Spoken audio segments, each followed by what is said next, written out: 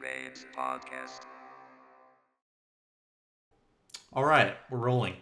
It's my first time doing anything like this, so I don't really know a proper way to start this. But hello, I'm Pablo. I'm with Sleepy Dog Studios. Toby, you want to introduce yourself? Hello, I'm Toby Davis of Davis Digital Games. And Liza, go ahead. Hi, I'm Liza Knipscher. I'm the owner of Meep Engine, which is a little games studio, and I've been a game programmer for like 7 years, which is cool. Oh, there you go. That's awesome. I can agree that is very cool. It's been fun. It's been fun kind of watching your endeavors ever since we met when you got me introduced to Oculus Start. It's been fun because like I remember being in, I think it was the SideQuest Discord server. I think you like were telling me, hey, you should join Start, and I was like, what's Start? I was like, I don't want to spend money, and you're like, you should do it. It's free. Is that how it happened? I think it's how it happened. I think it's exactly what happened. Yeah, I remember seeing you asking questions, and I was like, you know where you can really ask questions? Yeah. And Yep. not only is it free, they might send you a headset, which I think they did. They did. They sent me a Yeah, Quest 1 they and a did. Quest 2, and now Toby has that Quest 1 that I don't have anymore from Start. Yeah, it was so funny because like 6 months after meeting him, I actually even before the 6 month line, he was just like, "Do you want this thing?" Yeah, I didn't. That's right after they retired Quest 1 for development, so I was like, okay, I don't think we need it anymore. You can have it. I was like, well, My I hand me can down. do a VR headset, and I'm being offered a VR headset. I accept. The hand me down.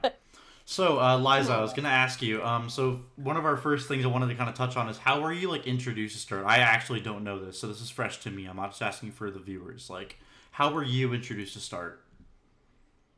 Oh, this is a fun story. Okay, so a little bit of backstory.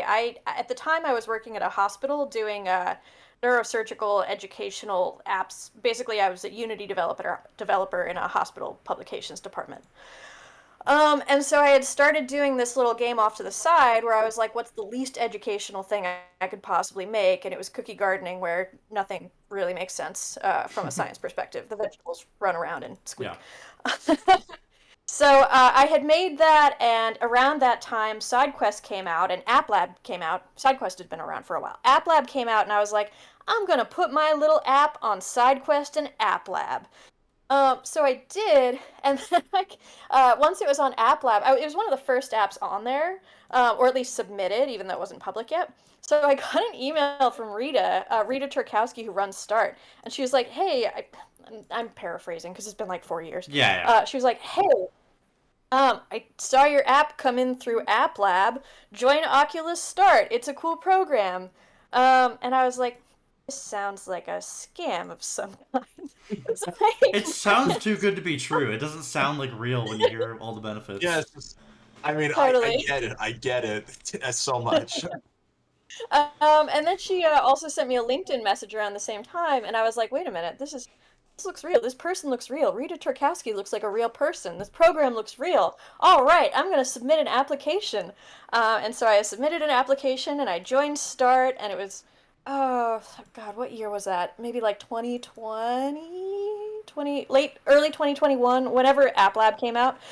So I've been a member of Start ever since, and it's been super cool. It's been a really cool way to meet other developers, to meet people who had more experience in VR than I did, and to, learn best practices that I otherwise might never have learned. Well, that's my story.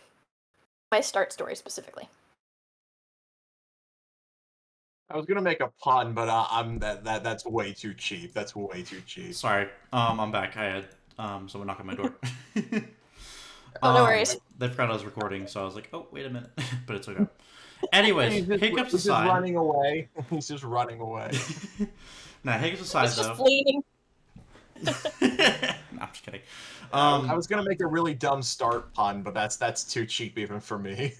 No. I actually am going to invite the Start pun. I know puns are cheap and horrible, but we need them. They're part of the air we breathe. Absolutely. We need puns. I mean, I was just you were saying that was your story with Start. I was just gonna say, so that's where you really got your start, huh? I'm gonna edit a laugh track. I told you it was cheap. I warned you. I'm gonna edit like a laugh track onto that part just for the audio listeners. Yes. Please put in a laugh track. I think we need one. Maybe every time we do a podcast. We can't put the Seinfeld theme because that would be copyrighted, but, it's fun to pretend. Hello, Digital Millennium Copyright Act. So yeah, I guess it was cool for me because, like, you got me into Start. You're the reason I applied. And, I don't know, I thought it was cool. I thought it was, like, too good to be true. I was like, I don't know, I'm probably not going to get accepted. It's probably, like, for people who are, like, well far along in development in their projects, and I'm just kind of making my little indie game. And then I applied, and somehow I got in, and I was like, oh, I got in, cool.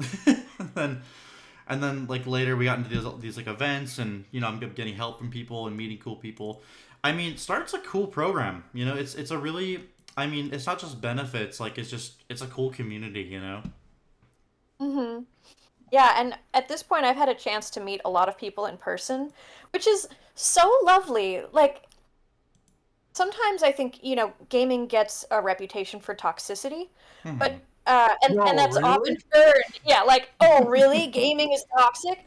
But one thing I found is that game developers are so rarely toxic. They're often just the nicest people because fundamentally what they want to do is make their weird things, especially VR developers, because that's sort of niche and weird within game development. Absolutely. One just wants to make their weird things, and if they're talking to someone else who also makes weird things, they're like, oh, cool, me too. So it's great. Absolutely. I can attest to this. I can confirm this. I can vouch for that because obviously you can as well from going to events. But like, I remember going to the hackathon. That was my first Start event. I thought it was like the coolest thing ever. Like, you probably saw my video. I was totally like in heaven. It was so fun. Like, I've never like had a company, especially a company that big, fly me out to an event before, or do anything like that. And it was like, oh, I'm not traveling alone. I'm traveling alone with. But like, well, sorry. Usually it's like I'm not traveling alone because I'm going with people.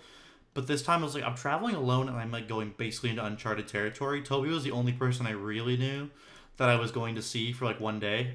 Oh, yeah, he was the this was his first time in New York, and I'm like one state away, so I just took the train in to go and see him. I think I literally had class the next day too, but I was just like, what the heck? Yeah, it was. Why not? Why not? Sorry, go ahead. Were you saying something? Oh, no. Oh, I thought I interrupted. Sorry. Okay. We're all waiting for something. Yeah. It's like the Spider-Man standoff. Yeah, exactly. Yeah, but I was gonna ask, so what got you like? So I know you're like in Start, but like, what got you into developing games or software? Like, what got you into development at all? Like, how did that kind of start for you? No pun intended. You already had one cheap start. There's no way around it. There's no way around it at this point. Well, Gotta embrace it. We could also double down on using the same pun over and over again, like Sideshow Bob rape meme style. Anyway, so let's put a pin in that. The reason I got into development, I actually had a long and kind of windy path. I started in undergrad as a drawing and painting major. And then a couple years into that, I was like, this doesn't feel quite right. I don't think I want to go into fine arts. I don't think I want to be a painter. So I switched. At that time, I was taking a class on perception and sensation as my like bio prerequisite or whatever, my science required class. And I was like, oh, this is really cool. So I switched into psych and bio. Then I went to school for medical illustration after that, grad school. So very long and windy path. So at this point I had, studied art and I had studied bio and I had studied mostly psych and got into medical illustration, which combines all of those things. And then at the time I got to school for medical illustration, medical illustrators were kind of just starting to get into like, hey, what if we made educational video games? What's stopping us? And the answer is nothing is stopping us. Also around that time I kind of started to pick up code, to do like Code Academy and then Khan Academy, and so when I got into grad school, it was kind of a perfect storm for me to get into Unity with my little bit of coding skills and my lot of art skills and my weird interest in basically everything. So we had a class that was just kind of this is what Photoshop projects are like. This is what animation projects are like. And then we got to the Unity project section, and I was like, oh, I've fallen into the thing that it turns out I love doing most in this world. Like I spent 2 weeks just doing, if I could help it, doing nothing else than working on my first ever Unity game. I was That's like, this is, yeah. that's really awesome. I mean, I don't know how to explain it, but like, okay, I kind of relate to this because I started with like animation. Okay, that's a lie. I started with games, but then I went back to like Adobe Flash. It's not the same, but like Adobe Flash making like cartoons. They were terrible. They were not great. And then I kind of came back to games through 2020. Were great, yeah. Yeah, no, Sorry, say that again. they're good. So I started maybe like 10ish in like a summer camp for like Scratch. Got really into like making little games and like Flash games and cartoons with that. Um, Kind of pivoted away from that after using ClickTeam for a bit, and I learned like Adobe Flash. I watched a bunch of like these YouTube animators. Wanted to try that for a while. COVID hit. I started doing that throughout COVID, or continued doing that throughout COVID, and then I just got over it. I was like, okay, I mean, part of it was like, okay, it's kind of sad. Like I got bullied a lot in school for it. Yeah. But I was already the awkward kid in my school, so me just doodling on an old Windows tablet in the corner of class was not too much of a stretch for my character at the time. I was you too. guys, you guys are younger than me. My most gratuitous being weird in class memory. I had a full set of watercolors on my desk in English class. Uh, Oh so no, how weirdness changes over time. I love it. Actually, it's really funny because there was a game that he made in 2018 that I played in 2018, like 6 years ago now or Before we met. something. I found it. I found it in Wait, what? Before we met, I said you played it before we met. I think you said format. I'm like, No, what? no. So yeah, yeah. So for clarification, we met in mid to late 2022. Mhm. So 4 years before that, I'm playing this game. I downloaded it off Game Jolt, and then years later, when I finally meet him, and we're talking, I don't know how it happens. He either pulls up his Game Jolt page, or I pull it up, and I see a listing on there, and I'm like, wait a minute, this looks familiar. Those So are good. I had been introduced to his games before I even met him, and I didn't even know it. I remember the Discord call when you're like, wait, I know that. So okay, for context, the game was called Animation Squad United. It was like I got a bunch of like these big YouTube people that were like animators, like Typically storytime animators, yeah, like Odd Ones Out, like Animations, like all those goobers, yeah. And I made like a game about them because I was like a big fan of that stuff at the time, and I even like told the Odd Ones Out about it in like one of his live streams. Like I donated $1 and it's like, hey, I'm making this game. He was like, oh, that's really cool, and then he probably forgot about it now. But I realized that it's funny because like he played it. I was in the call. He said, "Did you make this?" I was like, "Maybe." That's how it went. It was fun. That was back I just imagine you're hiding in the corner like this. You just go, maybe. perhaps. Yeah, but that's like back when I was still really heavily into the whole ClickTeam world. That's how me and Toby met, through the ClickConverse. It's like the ClickTeam Discord server. But I know for me it was cool because like around the same time I was getting into VR, so like I think 2018 for me. But I was gonna ask you, sorry, I'm like totally blinking. So what was your first experience of VR? I'm really curious like how you got into VR and stuff like that specifically, not just for development, but what was your first experience using it? Yeah, okay, let me think. So, one of my first experiences, they were all kind of around the same time. It was in grad school. Okay. I will give you a bit of information about medical VR too. So VR for medicine and for medical training is useful in a lot of different ways, and especially I've seen it used a lot for surgery because surgery is this really 3D information heavy field. Right. Knowing what's behind what and understanding spatial relationships can be, kind of the difference between life and death. So that makes it a great place for VR training because those 3D relationships are really easy to get across. So that's my why is VR medical a thing? short version. So for that reason, in grad school, they taught us a lot about VR. And it was also around the time that VR was new and, consumer level VR was new and big and exciting. And so they had us try things out. And a couple of my first experiences, a friend of mine had a Gear VR, which was the one I think that came free with like a Samsung phone. I had that too. I had it. Yeah. It did. It did. Yep. It came as a promotion with some carriers, I think. Mm-hmm. Yep, I remember that. So there were a couple games I played that I remember. I remember one, I think it was called Journey of the Gods, and I got a long way through that one. That was very cool and atmospheric. And there was another one that I do not remember the name of, but I remember there were green cartoon zombies in it. I just have a very deeply remembered moment of like playing that game, zombie shooter, very silly cartoony graphics, and then looking down and realizing there was a silly cartoon green zombie right next to me and just feeling like a jolt of terror. Yeah. And being like, okay, VR horror is scarier than any other kind of horror. Because if I was playing any other game, I'd be like, that's a silly zombie. And in this, I'm like, oh no, my nightmares have come real. I'm being eaten. Oh.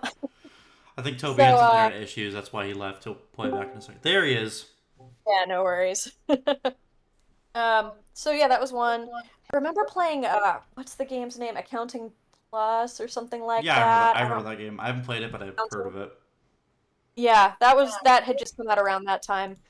This was all like pre-wireless VR too, if I recall correctly. Like the Quest hadn't come out yet. Like the Vive, right? So yeah, most of the stuff we did was on the Vive, not even the Vive Pro yet. And we also had an Oculus Rift, I think, in the classroom. Like a CV1 it was the one. Maybe. My memory's a little fuzzy. I was using the Vive for everything, but I do remember it had like cameras that were on, desk-mounted cameras. Yeah, so that was loads of fun. Those are the three that really. Sorry, no, go ahead. Sorry. Oh no, that was the end of my sentence. No, you're good. When I was trying to get up earlier, I still have this thing in the corner of my room. Amazing. Memories. Because this was easy because again, just to wrap back around to the year VR, like, in the time this was released, because the Quest didn't come out till 2019, so this was like, well, I guess you could say one of the first wireless VR solutions. Mm-hmm. I mean, sorry. When I say no wireless VR yet, I really mean no like 6DoF, like 6 degree of freedom, like understands where you are in the space inside out tracking. But yes, you're right. The wireless stuff like that did absolutely exist at this time. Well, I mean, like, it was very rudimentary because you still needed like phone, couldn't go to a computer yet. But it's interesting to see, the old versions, because for me, when I first got this 8 years ago or something, this was like the most amazing thing I had ever seen. I had one of this like 3D puzzle game. It was styled like a computer hacking kind of thing, and you'd look around, and I think you had to like flip colored tiles or something and draw like a line, like almost like those old games where you have to get like the electricity through or the water through the pipes from one end to another. It was really cool. Mm-hmm. I remember my first. Go ahead. Sorry. Magical, yeah. Go ahead. Sorry. Oh yeah, the first VR experience is always a little magical for sure. What were you gonna say? I was gonna say mine was, I was at like a family friend's house. I was maybe like 9 or 10, maybe at 8. I don't know. I was like a young kid. I might have been like 13 or 12. I don't know. Doesn't matter. But I was his dad, my friend's dad. He got like a Google Cardboard. If you remember those, where you like slide your phone and it's a piece of cardboard with lenses on it. Absolutely. Yep. And he was like, "Hey, this is VR." I was like, "Hey," because I remember growing up watching like YouTube videos of like Danny CDM and all that, and I remember seeing him do like Minecraft VR. That was my first time ever knowing VR was a real thing and not just something you see on TV. And I was like, "You can be in Minecraft? That's the coolest thing ever!" Because I was like a big Minecraft kid. But then a couple years later, when I got to try the cardboard, I was like, "Wait, I've always wanted to try this." Thinking it was like the coolest thing ever. I did a little roller coaster. It's like a 360 video in an app or something where you put it on, you look around. I had to hold it up to my face, but I was like, "Whoa, it's a roller coaster!" And I guess from that moment forward, I was just completely in love with it. So you can probably imagine how blown my mind was when I got my first 6DoF headset. Like no, it wasn't a Vive. It was either a Rift or a Vive. I've had both. I don't remember which one came first. Nope, it was a PSVR. My first 6DoF headset was a PSVR with a PS4. I loved that thing. I remember getting Job Sim and Beat Saber before it arrived in the mail, it coming, and then not getting the Move controllers with it, realizing I needed those, and just the complete disappointment when I realized I needed the Move controllers to play Beat No. Saber. I couldn't use my gamepad, and I was no. like, "Ah." But then I realized, how else do you think you're supposed to play it? But then I spent a long time with that, got a Vive, then I changed to a Rift. It was one or the other first. And then the Quest 1 came along, and my mind was absolutely blown by that. And then the rest is history. Yeah, the Quest 1 was amazing when it came out. Oh, I mean, yeah. it's still an amazing achievement. Like all of a sudden, it's basically a helmet that lets you be in another world, It's or goggles. and this is gonna be funny, but my favorite memory with the Quest 1 was the new car smell it had. You know what I'm talking about. You know what? It has. You know why I know? Because when you sent it to me, it still had it. Yep, I remember it had it has the Quest 1 specifically. I Quest 2 a little bit, Quest 3 not so much. Quest 1 has a new car smell. It's so nice. I'm That's not very the only fun. one. I'm not the only one. I know I'm not the only one. You guys know exactly what I'm referring to. I think so. Like you know, like I think you know the smell I'm referring to. It's like it smells like you just bought a brand new car. It's the best. I know it's weird, but like it just makes sense to me. Like it I remember playing like the demo, like the tech demo that they like on Quest Startup. I forgot what it was called. Not First Encounter. That's for Quest 3. First It's like what's it called? Steps. First Steps. Yeah, I remember playing that on my Yeah. Quest 1 when I first got it, being like, this is amazing. I don't have any wires, but then seeing pass through for the first time, that blew me away. Even though it was black and white, like terrible quality compared to what we have now, I was freaking blown away. I was like, no way can I see my space around me in first person. It's like it's real. And I was like walking around the house, like, oh, I'm walking around with this VR headset on. It's crazy. And now I spend like hours in pass through. Well, yeah, he does. Mm. And 2019 was also I remember distinctly two. I don't really know if I remember the Quest specifically from 2019, but VR related. I remember 2019 was the release year for FNAF VR, and I remember being in like it was like some kind of IT class or like some FIT class. I was watching the trailer on my laptop for FNAF VR. Help Wanted, yeah. I remember I think I was in like either late middle school or early high school when the FNAF Help Wanted 2 or 1, the first Five Nights Help Wanted, what's it called? Like leak. There were some leaks from like a convention of it. Oh, And there was also like leaked internal footage from Steel Wool Studios, the devs on that game, and you could hear like placeholder voice lines. It's gone. It's like completely gone. I think it's like lost media now, but I've tried to find it, but it was like the parts and service and something like that. It was also like the level where you're like in the closet with like Circus Baby coming at you. I don't know. It was cool, but that was like me getting back into that series. But that was my favorite. I remember when it released. I was terrified, but I loved every second of it. It was great. Oh wait, is my mic working? Yeah. Okay, good. Yeah, Sorry, I thought my headphones unplugged. I want to make sure.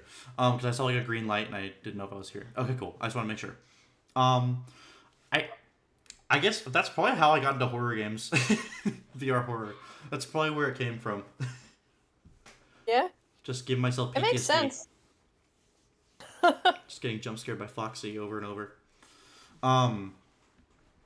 But yeah, anyways, sorry, I'm like totally rambling, but that was just like, there's so many core memories there, I feel like, for me with VR, especially with Help Wanted, but also Vivecraft. Have you ever played Vivecraft? Is that a version of Minecraft on the Vive or something like that? It is a Java edition mod that lets you play Minecraft Java edition with all your worlds or servers, but in any Steam VR headset. It's so cool. Gotcha. It's like, That is cool. yeah. I love flat screen Minecraft. I've never gotten into VR Minecraft because usually artificial locomotion is not always super comfortable for me. Which is why my own stuff tends to focus on things where the player is stationary and gameplay comes to them. Right. I try to design things that won't make me sick. Yeah. But it does mean that things like I love flat screen Skyrim, but I haven't tried the Skyrim mod on Quest. I know that'll ruin my day. So for me, I guess I'm just used to locomotion, but the one thing I've never been big on is like teleportation in games. Not because it makes me uncomfortable, just because it kind of breaks immersion for me. Is that just me? Am I the only one that feels like it's immersion breaking when I have to teleport in a game? I would say I've definitely felt a lot. I've heard other people talking about not liking teleportation. Mm-hmm. It's definitely it's uncomfortable for some people. Teleportation can actually make some people sick, Mm-hmm. including me if it's overused in a game. Like even Garden of the Sea, I have to be a little bit careful because too much teleportation too fast, and I'm like, where am I? Where am I? Yeah. And what is my stomach? Easy solution. Just But get a but yeah, I treadmill. mean, yeah. Actually, The I do simplest remember. solution there is. Mhm.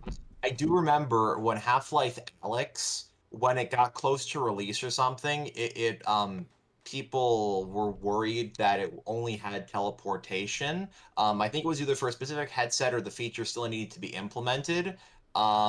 Because people have a smooth locomotion for like a Half-Life Alyx, like a really big thing. So people were like, it was like a really big thing when it came out. I mean, that was definitely like probably a pivotal point in VR. Valve actually releasing a game first of all, I but know, also Half-Life releasing one game. on a VR headset.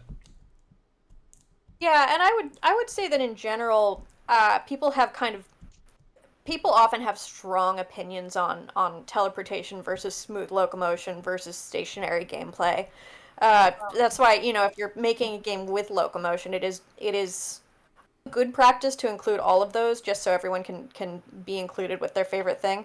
But then there's also, as a dev, what's your viewpoint? What are you doing? What kind of game do you want to make? Mm-hmm. That's important Yeah, as well. like there are some games where a fixed movement system, may more fit the game, or you don't may not necessarily need smooth locomotion or something like that. Um, because I mean, I know this is 2D, but in my game, it's a bunch of pre-rendered 3D scenes. But when you move between them, some segments I've animated, but some segments when you click, it just jumps to where you need to go. It's a design choice, but I can kind of see how that could translate into VR for certain things. Not Hmm. needing a full ability to walk around. Although having the ability to walk around certainly with like large environments, being able to look around and poke around those areas, that's definitely a very unique thing to be able to do. Yeah, yeah. So I was also curious. Speaking with like early experience with VR, I was gonna say like, do you have any like fun stories from your early days of developing games? Do you have any like fun, I interesting do. stories? Yeah. When I think of fun stories off the top of my head, a lot of what I get is various times when people dropped or hit the controllers on things. The classic kind of VR slapstick comedy moments. Absolutely. My favorite was once I was taking a surgeon through a demo that I had made, like a prototype of an educational app for spine surgery. And so this brilliant spine surgeon is going through the app, and he's ready to stop. So he puts out his controllers over a table and takes them off. The table is in the game. In real life, he drops the controllers on the floor. I love that. I love Uh, that.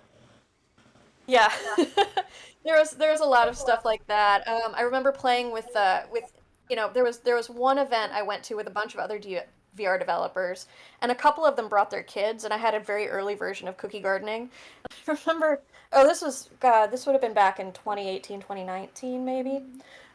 And I remember one girl was trying to throw a cookie, and she just whacked the controller right into a filing cabinet. It broke a little bit, and I was like, okay, we could fix this. And it popped right back in. It's totally fine. In the name Okay, of that's testing, great. it dented in the name of testing.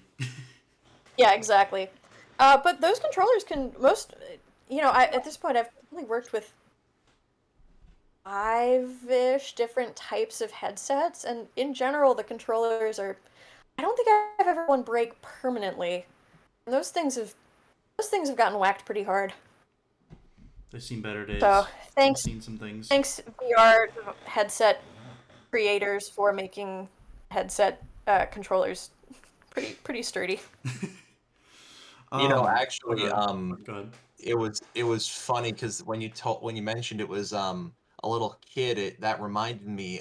Last year, Pablo presented his game at Music City Multicon in Yep, Tennessee, we had a and booth.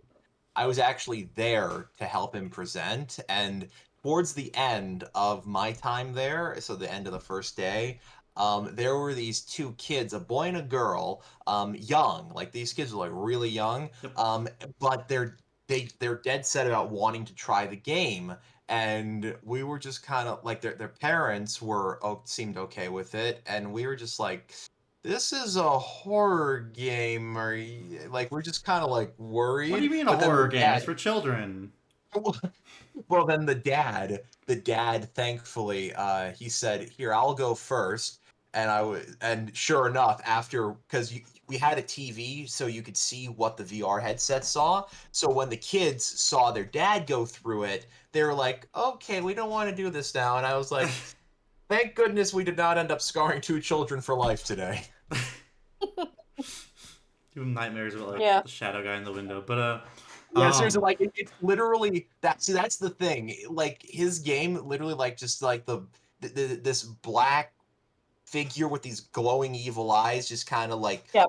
almost trying to get into your house. Like that is literally every child's like worst nightmare personified. So thank goodness, like the dad wanted to go first. We were like, oh, thank you. I think you might have just saved those kids. I'm just thinking about Right, like this shadowy Slender Man-like figure. I mean, I've played the game. I love horror movies, and VR horror is generally too much for me. Yep. And I think Pablo actually has a video of me playing the game I and just do. yelling monster Yep, over and I over do. again. He's got a video I saw the of monster. me. He's got a video of me, and it was one of two times I played the game. That's it. Liza? I've sworn off beta testing anything new. I was like, okay, this is getting too scary. I had my fun. You got my reaction. I'm good. Liza, I'm gonna say this right now. I think your reaction from the Silicon Valley VR event where you're just screaming monster over and over, I think it's my favorite clip of anyone ever playing the game ever. Good. And I think that one made me more happy than like anybody, because that was like the most intense reaction I've ever seen. And that's like, I love watching people just get terrified, because I like watching others suffer. No, I'm just kidding. Because it just means I'm doing That's right. why he designed the game. That's a long ploy. Yeah. I gotta give This would be a good time to edit in the audio from that video, actually. for the visual viewers. Can I show that video, by the way, or do you want me not to? I'll edit this out if you don't want me to. Oh yeah, go for it. Just show Okay. that. Yeah, show the video. Okay, cue video, and then we'll cut that, obviously. Okay. Anyways, yeah. That was super fun. I mean, Music City Multicon was cool. It was kind of dead, but like it was fun for the people that did show up, and I definitely enjoyed it. But like, I want to do like a bigger con once the game's released. I don't think I'm not like E3 or anything, but like, or not E3, like PAX or anything, but like something bigger once the game's out and I have like the funding for it. I would love to go bring it to like a more unknown event. I think it'd be fun. Yeah. He's had enough of the peasants and wants to move up in society. Exactly. Yeah. No. But I gotta ask, because for me, with Obsessive Shadow, like, I mean, first of all, I gotta give credit to my team with Sleepy Dog. You know, Lane and Dylan. Lane brings the character to life so much, and Dylan obviously is our programmer, making sure I don't mess up the code, because he's a much better programmer than I am, and he also does a lot of our cool stuff, like the menus and stuff like that, save system. He's got a lot of cool stuff for the game. So for me, I guess showing it at Music City Multicon, showing it at events in general, has been a fun moment for me. But I was curious, what's been your favorite moment as a developer, like overall so far? Like, I'm really curious for you what that is. Ooh, that's a good question. So, Where's a favorite? I think yeah, the biggest moment that I probably ever had as a developer, certainly as a VR developer, was I got invited a couple of years ago when the metaverse hype was really big. Meta did their Meta Connect thing. It was the year they changed their name to Meta. Oh, you were at that one? And well, I wasn't there in person. I don't think they had an in-person one. Oh, I might have my dates mixed up. I might have my events mixed up. But Yeah. I think it was all remote, that one. And one thing they did, because they were also very excited about Horizon Worlds at the time, they had John Carmack do a Q&A in Horizon Worlds. And so I got invited because I was in Start. I got invited to that Q&A, and I actually got to ask John Carmack a question. So I asked John Carmack very nervously my question about what had been surprising for them in the data that they get from users and stuff like that. And his answer was something about Gorilla Tag was a huge surprise for them, obviously, and also their fitness games and the success of them was also not something they expected. Anyway, my biggest moment within that, I mentioned very nervously. I was like, "Yeah, I make a game called Cookie Gardening. It's about vegetables that run around and they love you." And John Carmack said something along the lines of, "Oh yeah, I took a look at that once," and I was like, "John Carmack knows about me. John Carmack knows that I have made a thing." He knows of your existence on this mortal plane. Senpai noticed me. That's the Doom guy. The Doom guy knows about my vegetables. The vegetables that run around and eat cookies. Mr. Doom knows that. So that was a big one for me. That's so cool. I think complicated feelings about meta and Horizon Worlds and all of that stuff are valid. That's a big complicated area, but it was extremely cool to be a part of that. Absolutely. Nice. I think you might have told me a little bit about this when we were at Connect together, but I kind of vaguely remembered it, so I'm glad you told me about this again, because I kind of forgot that he acknowledged the fact that he knew about your little vegetable game and cookie gardening. I kind of forgot that detail, so I'm glad you told us again. Yep. That is so cool. My 15 seconds of Horizon Worlds fame. We need a rip and tear mode for cookie gardening. What is a rip and tear mode? So Doom Eternal has a thing called rip and tear until it is done. Like the Doom guy rips and tears everything apart, like the demons and stuff. I was making a joke what if it's a gory hellish mode where it's rip and tear until it is done. You just rip the vegetables and just all hell breaks loose. Shotgun. Yeah, I could make the sequel to Cookie Gardening just a horror game, and it's exactly the same, except you're much smaller and the vegetables are trying to eat you. Maybe you're the cookie. We'll work on it together. You, and Sleepy Dog. I'm gonna outsource the development to Sleepy Dog. I need someone who's our horror game. Yeah, he's not going to outsource it to me because if I take on any more projects, he'll probably strangle me because he wants me to release my third one. I was going to say, choose your next words carefully, friend. Just kidding. There's an emoji. There's a Discord emoji that's just finish your game of a newspaper hitting a cat over and over again, and that's very commonly used among game developers. It's in the Start server. Yes, I just sent it in the chat. If you guys want to see it, if Toby wants to see it, and any of our visual watchers, just hover over it. It says "Finish your game." I can see it in the chat. Toby, I'm gonna start sending that one to you. We also made an emoji of the. So Unity has a new button, a new game drop down for creating a new project, and there's also that emoji also exists in the Oculus Start Discord, and that one's a classic. It's the very classic impulse of I'm ready to move on to a new project, but I will say finishing your existing projects is deeply underrated. It's really important. It's really hard. That's something I've been working on lately because Cookie Gardening is still in early access technically. There's a million things I'd like to add to it, and at the same time I've also... Huh? I was just saying, I thought you were done with it. Anyways, continue. No. It's it's in a nice state, it's in a polished state, and at the same time my to-do list for it is 100 million miles long, and at the same time I have moved on to other projects, so now I find that I'm simultaneously working on various things in various states of completion. But I want to get Cookie Gardening to a finish line where I'm not only is this polished and bug-free, because it's pretty close to polished and bug-free right now, but not only is this polished and bug-free, but it's also a cool life simulator where little critters are running around and react to you in realistic and reasonable ways. I really want to get the game of fetch in there. Yes.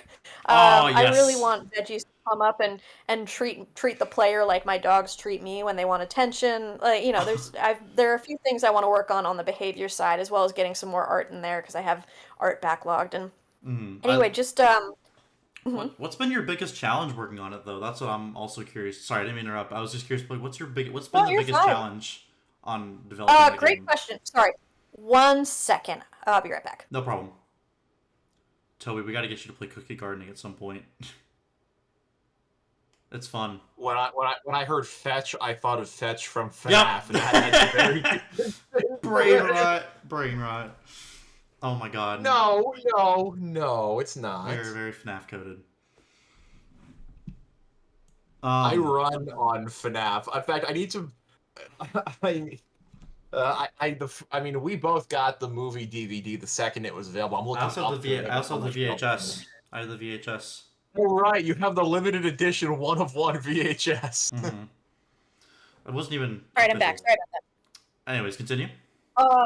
Biggest challenge of cookie gardening. Okay, the biggest challenge is working with my coworker on this project, who is Liza 5 years ago. And Liza 5 years ago was, like new baby dev, relatively, getting into the concept of object-oriented programming, really, really starting to learn how to screw things up in creative and interesting ways. So she's my coworker. I have to live with all of her mistakes. Every so often, I'll go through and fix all of her mistakes, and then I'll be like, all right, well, I learned a lot from that.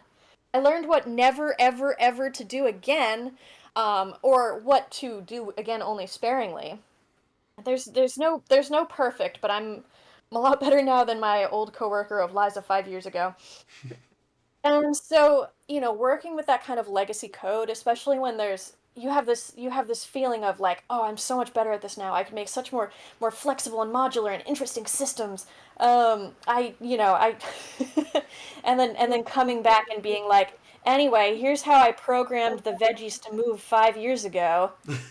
I'm to deal with that. Here's how I programmed all of this stuff. Here's how I programmed my object pooling system, which was premature optimization at the time. And anyway, suffering from my old mistakes and my old lack of knowledge, while at the same time giving myself grace for like, all right, I didn't know better back then. Now I do. Mm-hmm. Dealing with all of that is a challenge. Dealing with legacy systems in a game like that is a challenge. Cookie gardening is also, it's been around. It was a side project for like 3 years, and I've been working on it for 5 years total. And Wow. so it's been through it's been through so many iterations.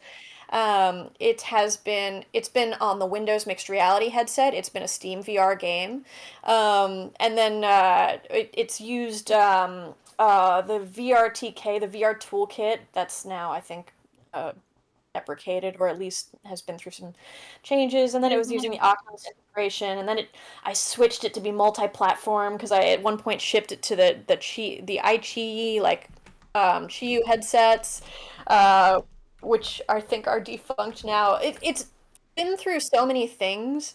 The project is very complicated, and a lot of SDKs are balanced on top of a lot of other SDKs. Every so often I update something. I try to keep it in as good a shape as I can, considering that it still has some like shader keywords for 5 years ago, somewhere in there. Cleaning up past these messes is always fun. I understand that. Mm-hmm. Yeah, it's just an ancient, creaking, fascinating project. It's big. It's big and clunky and legacy. And at the same time, it was something that was like the kind of the center of my heart for a really long time. So I have resentment for it and love for it, and yeah. Very fair. Mm-hmm. So I wanted to bring up one more kind of like topic here to kind of wrap things up. I kind of want to talk more about the meta hackathon a little bit in our project MR sense. Yeah, sometimes I'll go into hackathons and with the idea of like, I really want to learn how to use a particular technology, especially if I'm not feeling particularly competitive. Sometimes hackathons are great to compete in, and sometimes you just really want to learn how to do a new thing, and having like a very compressed and targeted time to learn those things is really useful. Yeah, I think. And so Go ahead. Go ahead. And I think for the meta hackathon, what I came in wanting to learn to do was to use behavior trees and specifically behavior designer in Unity, and also to deal with to figure out some more of the like multiplayer stuff in that's for Oculus and some of the other mixed reality technology that they had coming out at the time, which is a lot for a compressed period of time. I remember really enjoying that. For me, my whole thing was kind of just going for the experience. I mean, obviously I was like excited, hoping we would win, but like I was there for the experience. That was like the main reason I was there. Like, I got invited. Might as well just have fun with it. So I guess it's good. Me and you and I miss Roy. I need to talk to Roy, man.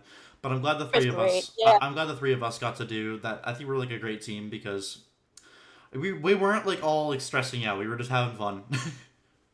It was really funny. Someone later who was a couple tables away from us, I was talking to them afterwards, and they were like, "Oh, your table sounded really nice, like really, really like healthy and non-crunch and non-toxic." And I was like, "Yes." I was like, We had a yes. lot of like, Pablo, it was your first time in the city and you wanted to explore a little bit. I was deeply jet lagged the entire week because I live on the West Coast and I'm in my 30s, which means that every speck of jet lag, I feel like a ton of bricks has fallen on me. Being in your 30s is fun. So, I got 9 but years. yeah, so it was, yep. It was nice having a relaxed team, and I'm still really proud of what we made too. Especially, I think we were in third place out of 6 in our category, which Yeah. is a nice place to be for how relaxed we were. That feels like an achievement, especially exactly considering how relaxed we were. But when you said And someone also told how you, talented all the other teams were. no, yeah, okay, Pencil blew me away. Like that was crazy. Oh my god. I am Well, like, those guys won the previous year too. That just a lot of, you know, maybe this is self-indulgent, but I often think about like the secret ingredient for making something incredible. A lot of the time, it's joy, and you can see yeah, those guys take so much joy in their work. And oh there's also yeah, lots of expertise and lots of skill and and talent, but yeah, you can always see the joy in what those guys do at a hackathon. absolutely. They are on another level. I want to interview those guys. Like they are on another level. It's crazy. What was the team's name? They're also really nice people. Who Huh? made that one again? I'm trying to remember who the team was behind that one. I'm so bad with that. Okay, it's Steven Rogers and Gabriel. I cannot remember his last name off the top of my head. I'm sorry. No, you're fine. You're fine. You just Well, DM it to me I later. like remember people by like avatars and first names a lot of the time. Absolutely. And like the games they make, like Steven makes Coaster Mania. And Wyatt was, I don't remember if Wyatt was on their team this year or if he was on the team the previous year. Mm. And I think there's one more person who I can't remember. But I would recognize them if I saw them. Yeah, you're good. Um, Mhm. I guess for me, the main thing is like I loved everything we did with the Mars Sense. I think our original concept. Is it cool if I talk about what our original idea was for our game? Yeah, absolutely. So for context, we were gonna do a game originally. We kind of pivoted though, just there were so many people doing games. For the people who don't know, but if I remember correctly, it was like a multiplayer game in mixed reality where like birds peck in through your walls and you have to like defend your little critter from being swooped up and taken by a bird. Is that what it was? Right, that's what we're gonna do. Yep. Something along those lines, yeah, because I knew I wanted to make a bunch of little critters. Yep. It's I might make a game there's critters in it. That's what I like to do the best. It's the rule of Um, thumb when working with you. mhm. And yeah, right. I also really love to do multiplayer games whenever I get the chance, and to experiment with new multiplayer frameworks, and to just because that's always a fun challenge. That's like you have to think about things differently and in a cleaner and better way a lot of the time, or sometimes just a different way than you do for making single player games. So Right. that's something I like to do in hackathons as often as possible, just to stay in practice with it, even when I'm working on something single player mostly. Oh yeah, definitely. Mhm.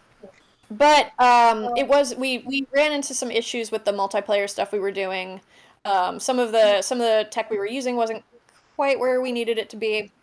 So we moved on to a single player experience, making a kind of sensory room like experience, Yep. where you can kind of, yeah. do a bunch of cool things that involve various lights and images and audio, and we Haptics. put little critters too. Yeah, the haptics I think were super fun in that as well. Right, One we had haptics. The Oh, haptics were haptics. fun. I think Roy did most of the haptics, but he did a really good job with that, like the fish on your hand that you can like shake or like eat the objects with. Oh, that was so cool. And then I really enjoyed making the music for that. It was very C418 inspired. Like I think I told you this, like very Minecraft Alpha OST inspiration. That was really fun. That was a really cool one. Oh, that's right. And we split apart the tracks, right? So that you could have them, we like, spatialized stems. the audio So like, it builds in up, mixed yeah. reality. So, yeah, different kind of things projecting at you from different parts of the room. That was cool too. All right. Well, we're almost out of time, so I'm gonna ask you one more question, and then I guess we'll wrap it up. What has been who or what is your biggest inspiration for developing games in general? Oh, there's tons of answers. I have had tons of awesome mentors, and well, shout out to my professor Sam Bond from grad school, my favorite professor who got me into a lot of this. Love it. But also, right now, I would say my biggest inspiration is just kind of looking at nature. I've gotten really into plants lately, and composting, and also, I have two big dogs who have a lot of personality, and so just being surrounded by all this life, looking at plants and researching how they grow, which I did not do for cookie gardening, and I got a lot of things wrong, like veggies don't have faces, they don't run around, and they don't eat cookies. So Really? now I'm working on an ecosystem. That's news to Believe me. it or not, I got so much wrong in cookie gardening. I about need to how get my plants meds work. adjusted, man. That's news to me. Yeah, it's news to all of us. I was shocked, but yeah. So now I'm trying to make a game where I'm like, oh my gosh, what do plants actually do? Because there are a bunch of species of plant where if you cut off a part of the plant and plant it, it'll just grow that plant again. That's absolutely nuts. We Plants are weird. Compost is weird. Compost gets hot when you put a bunch of rotting stuff together with, cardboard. It heats up because of microbial activity. That's ridiculous. Dogs are animals that live in my house. I have giant predatory hunting animals that live in my house, and they're just my friends. And they respond to voice commands. I wouldn't say So yours that's are all been. predatory. No, you've never seen them see a squirrel. Okay, that's true. That's true. I can believe that. When they see a squirrel, it's like a switch flips in their brain, and they're like, I have one goal in this life. It Their is the little death of brains. that squirrel. And I'm It like, is buddy, to kill. no, you don't get to kill. Sorry. That part of your life is over and never was. You are a pet dog, buddy. Sorry about that. I'll You need to have like a Venus flytrap or something that you can feed cookies. Like dispose of cookies to like a Venus flytrap or something. It'll just like chomp on them. I feel like that'd be awesome. Oh, there's definitely my latest game is a flat screen ecosystem simulator that I may put parts of in VR. I haven't decided. Was that the one yet, you but showed me at on the Steam Deck when I was at MetaConnect with you? yes, Love it. yes. All right. Well, last thing I'll say is there any other upcoming projects or things you want to promote, things you want to talk about before we close? Really, it's just cookie gardening is moving out of early access probably sometime early next year, and it's going to have more interesting behaviors. And yeah, I'm excited. I'm going to make things do, I don't know, weird, cute behaviors. I'm putting in fetch. I'm putting in the game of fetch if Yes. I can. And Can't wait. yes, because your potato should be able to play fetch with you. That's so clear. And yeah, the ecosystem simulator is currently unnamed, super early in development, but worth keeping an eye on if you liked Spore and you were also like, I wish the animals in Spore, I wish their legs meant something rather than just being a cosmetic thing while they all move at the exact same speed. And I wish they weren't horrifying abominations in Spore. Oh yeah, well, Spore has horrifying abominations. That's what I'm saying. I'm saying yours is cuter stuff in Spore. from what I Sometimes, remember. but I gotta be honest, I have some abominations. Yes. Um, So, Yeah, you just keep him locked in the basement. For now. yeah. No. Well, that's the thing that sometimes when you make something weird and cute, oftentimes it's gonna ride the line between cute and abomination. I think of myself right now as making cozy cosmic horror games where I'm like, oh, that thing's a monster and it's my friend. So that's if that sounds appealing, I have a Blue Sky account now, Oh, there you go. which I like. So and all that stuff is public, so you can check it out there. Sure. All But right. yeah, that's my promotion stuff. All right. Well, thank you so much, Liza. I appreciate your time. Thank you for coming on. This is like our first episode, so a little rocky here and there, but I appreciate you coming on, and I hope you had fun. Oh, I did. It's always lovely to talk to you guys. I appreciate it. Your was joy great to is talk to you infectious. again. Yeah, it's great to see you, Toby. Likewise. All right. Well, I'm gonna stop the recording here, and we'll kind of wrap up here. Thank you everyone for watching or listening. Have a good one, guys.